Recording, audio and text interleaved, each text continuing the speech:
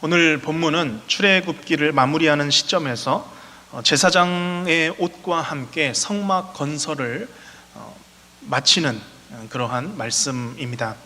이제 남은 일은 다음 장에서 지금까지 제작한 모든 것들을 이제 세우고 조립하고 각각의 위치에 배치하는 일입니다. 하나님께서는 지금까지 성막의 규모, 수치, 모양, 방법, 그리고 기물들까지도 세세하게 말씀하셨고, 또 그 성막을 구성하는 모든 것들은 철저하게 하나님께서 말씀하신 대로 만들어졌습니다. 이 성막은 일반 건물이 아니죠. 하나님과 사람이 만나고 사람이 하나님께 합당한 경배를 드리는 거룩한 장소입니다. 이전에 이스라엘 백성들은 불순종했던 시기도 있었지만 이제 출애굽 이후에 가나안 땅에 들어가기 위해서는 불순종하거나 자신들을 의지해서는 안 되었습니다.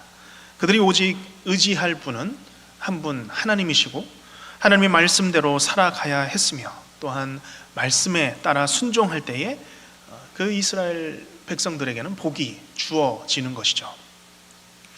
이스라엘 백성들이 움직일 때마다 함께 했던 이 예배의 처소, 이 성막은 지금 광야 같은 세상을 살아가는 우리 성도들에게 있어서도 중요한 의미를 가지고 있습니다.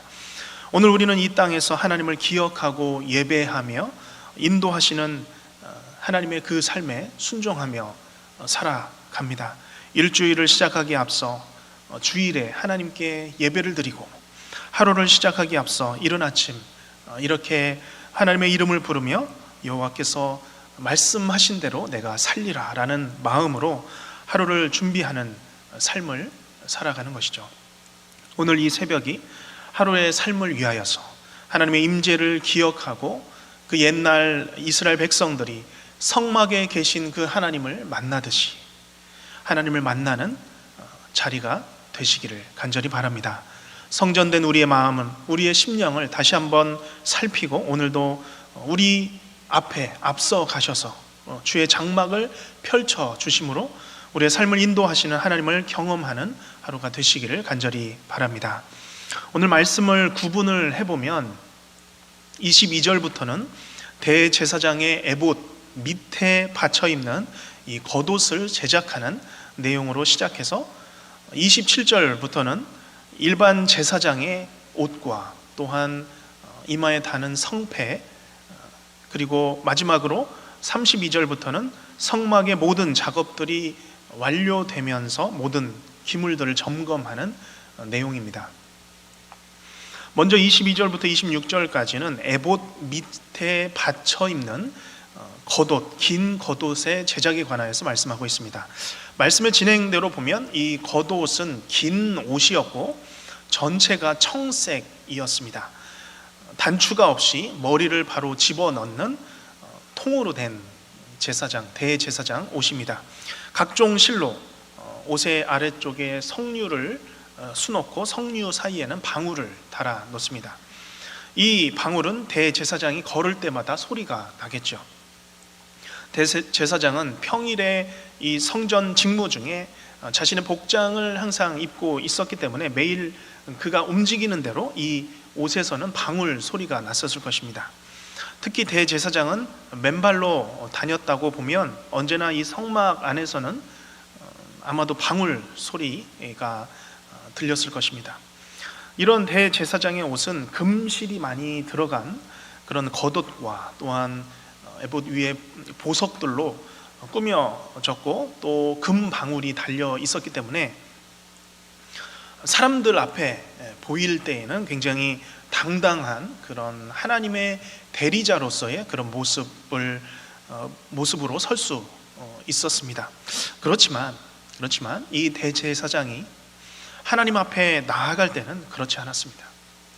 대제사장이 속죄일에 1년에 한 번 지성소로 나아갈 때, 하나님 앞에 나아갈 그때에는 이 화려한 옷을 다 벗어놓고 레위기 16장 3, 4절 말씀처럼 아무런 장식이 없는 세마포 옷으로 바꿔 입고 들어가는 것이죠.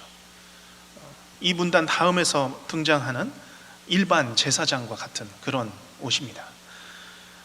그런데 그 시간이 지나서 신약의 시대를 시작하며 이 대제사장 되신 분이 바로 예수 그리스도이셨습니다.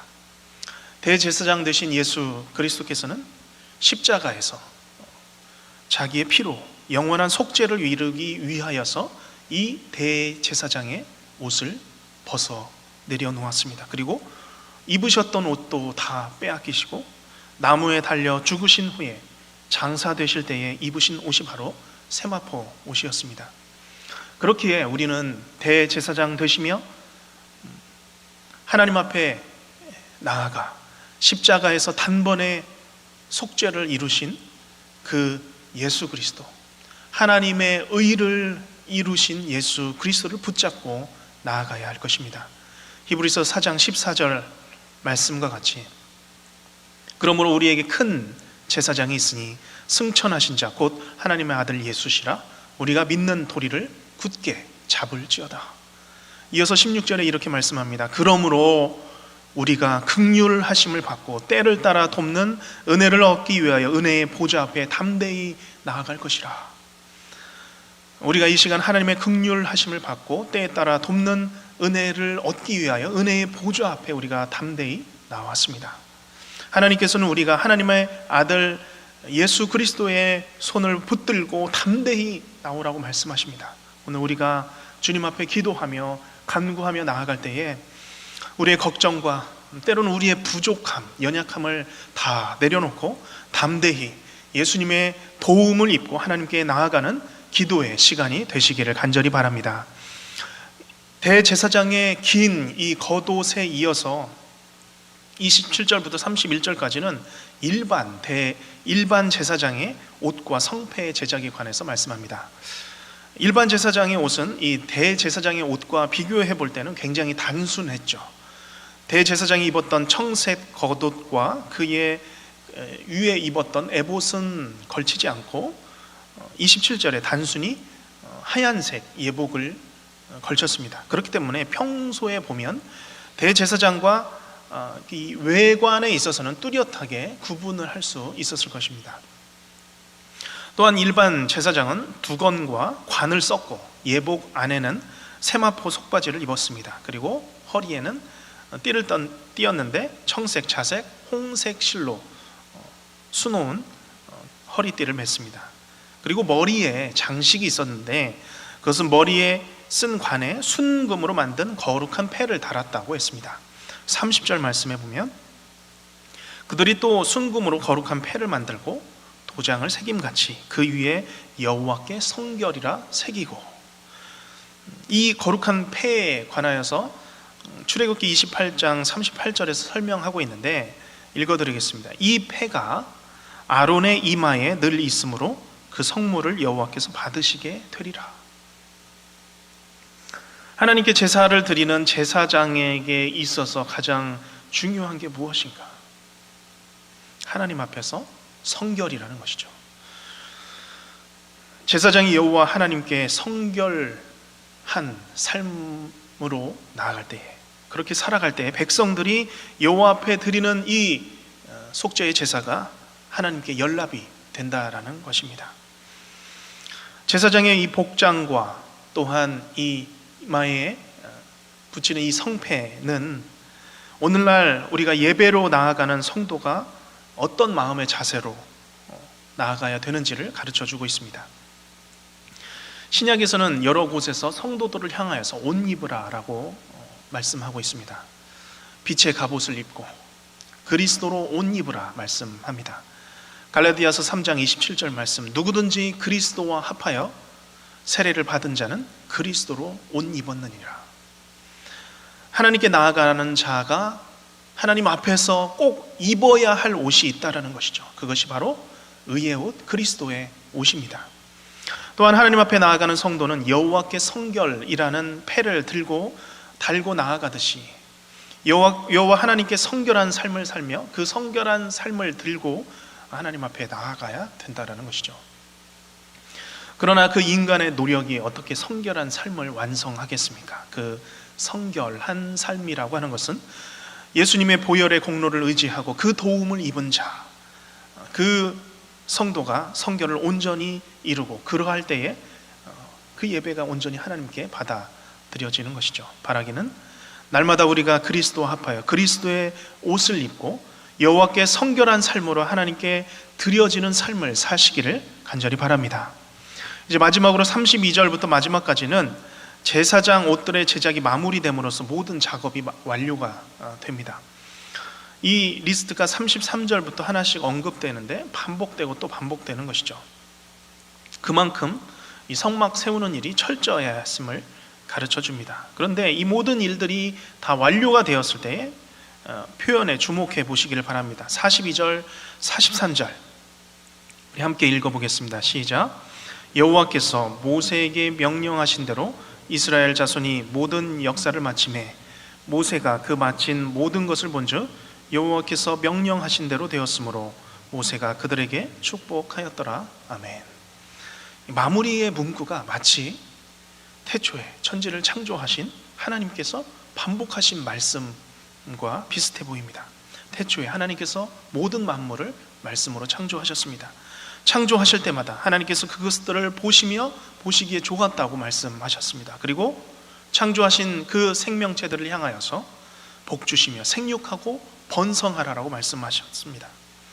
이와 같이 하나님께서는 모세에게 말씀으로 명령하셨고 모든 일이 명령하신 대로 마무리됩니다. 그리고 그 일을 성공적으로 완성한 이스라엘 백성들에게 하나님께서는 모세를 통하여서 복을 내리시는 것이죠.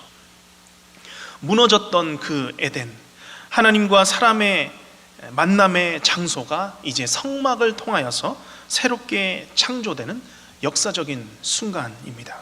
오늘날 하나님께서는 그 장막을 우리 안에 펼치십니다. 그리고 우리를 하나님의 성전이라 부르시고 두세 사람이 내 이름으로 모이는 곳에는 나도 그들 중에 있느니라 말씀하십니다. 그리고 그 임재 안에 있을 때, 함께 있을 때 우리는 하나님 앞에서 복된 사람들인 것이죠. 나아가서 요한계시록 21장 3절 4절 말씀은 여호와의 장막이 우리 안에 펼쳐질 때에 어떤 일이 일어나는가에 대해서 말씀합니다. 내가 들으니 보좌에서 큰 음성이 나서 이르되 보라 하나님의 장막이 사람들과 함께 있음에 하나님이 그들과 함께 계시리니 그들은 나의 하나님의 백성이 되고 하나님은 친히 그들과 함께 계셔서 모든 눈물을 그 눈에서 닦아주시니 다시는 사망이 없고 애통하는 것이나 곡하는 것이나 아픈 것이 다시 있지 아니하리니 처음 것들이 다 지나갔음이라. 하나님께서는 오늘 우리의 인생 안에 임재의 장막을 펼치십니다. 우리가 그 임재의 장막 안에서 살아갈 때에 여호와 앞에 성결이라는 패를 달고 살아가듯이 살아가시기를 바랍니다. 또한 예수 그리스도의 옷을 입고 오늘 하루도 하나님 앞에서 성결한 삶으로 나아가시기를 주님의 이름으로 간절히 소원합니다.